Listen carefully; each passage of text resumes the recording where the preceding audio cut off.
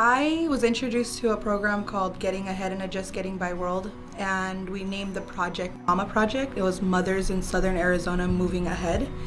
And I ended up there by chance or by accident. Either way, I ended up there.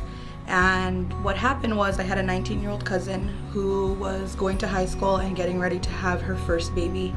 And she had brought a flyer to me and said, hey, we should attend this workshop together. During the course of the workshop, we evaluated 11 different resources that range from financial to emotional.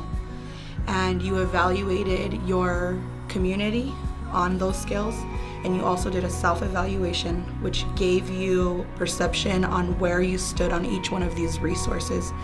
And then they gave us the tools to build on them all on our own. So for me, I've experienced a lot of barriers prior to coming to the Getting Ahead workshop. I was a teen mom, I was a high school dropout, I come from generational poverty. It wasn't until I did Getting Ahead that I was like, I'm just surviving. I have an ally, her name is Bonnie Bazada, and she's been so encouraging in, the path that I've taken. And I always tell her, Bonnie, if somebody were to take aerial footage of my life, they would see absolutely no change because it's not visible. It's all inside of me, and how I feel about what my next opportunity is or what my next step is all changed. My perception on life and where I can take myself or where I am right now in comparison to before the project, I was just, this is life and this is how we do it. And when your DES runs up, you get back into the renewal line. When your WIC runs out, you schedule another appointment, and that's just how we kept the ball rolling.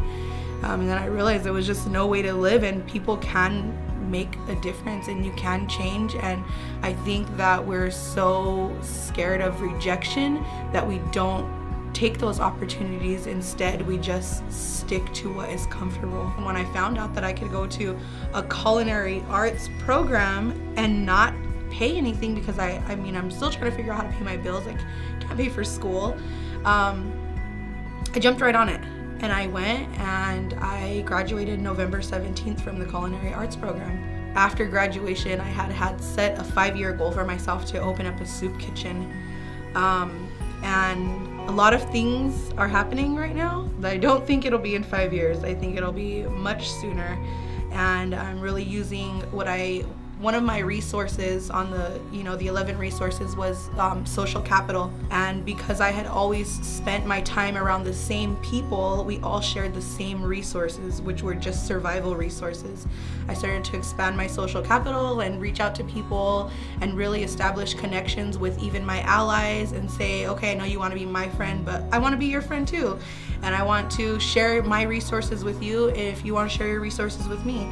And it just flowered into just bringing up the social capital has helped me to add to my other resources. I think that Getting Ahead should be implemented everywhere. I think it should be something that kids do before they come out of high school. I think it is very resourceful because you're getting stuff that you're not going to get in high school. They're showing you financial, how to balance your finances, showing you how to find your debt to ratio on your income, what makes you financially stable, what makes you financially unstable. And it's not just financial. We need help in the spiritual department, in the mental department. You have mental illness out there. We have addiction. We have people that are being kept in jail because they're in park after hours. That to me is frustrating. It's you keep putting this person in jail because they're in the park after hours, but they don't have anywhere else to go. How about the money that goes into this person being in jail is used to build, more of these shelters, to educate people, to show them that, this really isn't it. And I think also people have to take some type of responsibility, because you do the Getting Ahead class, not everybody gets it, everybody in their own time.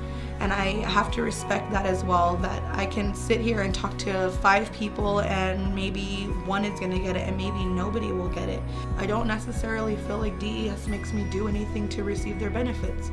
I am making those changes on my own.